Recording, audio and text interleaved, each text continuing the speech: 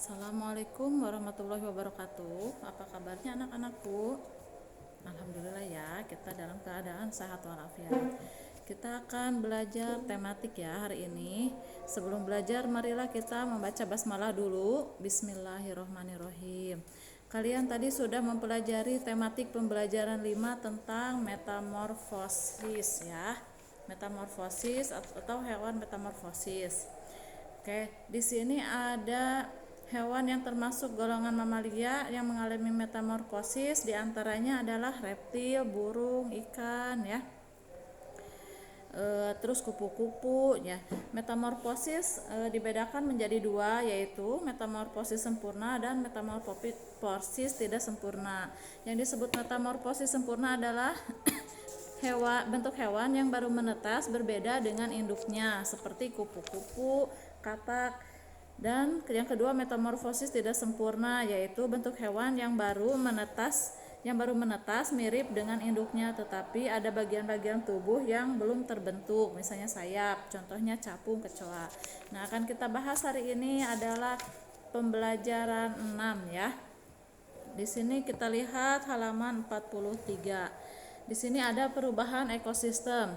Seiring berjalannya waktu, suatu ekosistem akan mengalami perubahan dari kondisi semula. Perubahan yang terjadi dalam ekosistem dapat berlangsung dengan cepat maupun secara perlahan-lahan. Perubahan ekosistem yang berlangsung lama dapat terjadi pada daerah yang mengalami letusan gunung berapi. Bagaimana perubahan ekosistemnya pada daerah yang mengalami letusan gunung berapi? Misalnya, setelah terjadi gunung meletus, daerah yang terkena menjadi gersang dan tandus. Semua jenis makhluk hidup di daerah tersebut mati, ya, termasuk tumbuhan, hewan, manusia juga jika ada di daerah tersebut akan mati. Setelah beberapa saat, tanah akan ditumbuhi oleh tumbuhan perintis, misalnya oleh lumut kerak. Tumbuhan perintis adalah tumbuhan yang mengawali terbentuknya habitat tumbuhan lain. Tumbuhan perintis ini akan menghancurkan batuan dan menggemburkan tanah sehingga tanah dapat ditumbuhi rerumputan yang tahan kekeringan. Setelah rumput tumbuh dengan subur, maka tanah akan semakin gembur karena akar-akar rumput dapat menembus dan melapukan tanah. Hal ini juga karena rumput yang mati akan mengundang datangnya dekomposer atau pengurai. Untuk menguraikan sisa tumbuhan yang mati, dengan semakin subur dan gemburnya tanah, biji-bijian semak yang terbawa dari luar daerah akan tumbuh sehingga pelapukan tanah akan semakin banyak. Kemudian pohon-pohon akan mulai tumbuh. Kehadiran pohon-pohon akan mendesak kehidupan rumput dan semak sehingga akhirnya tanah akan didominasi oleh pepohonan.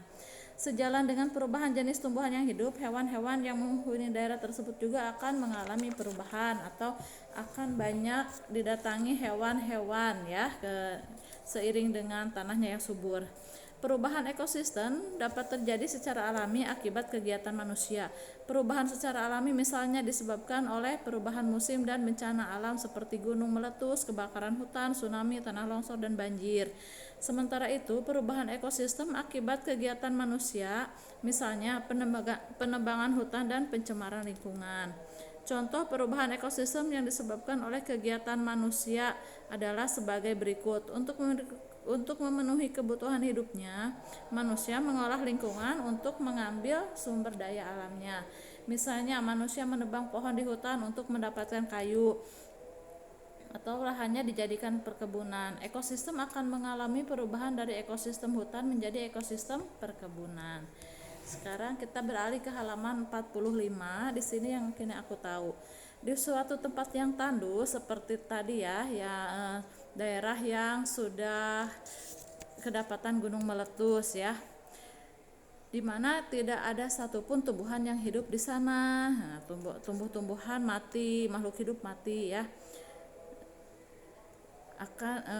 Yang hidup di sana, maka kehidupan di tempat itu akan diawali dengan munculnya perintis. Contoh tumbuhan perintis adalah lumut dan lumur kerak.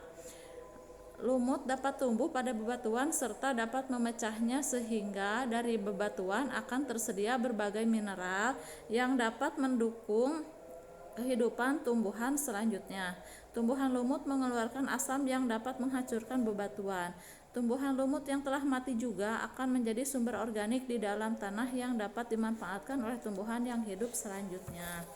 Nah, mungkin itulah penjelasan materi hari ini untuk pembelajaran 6-nya.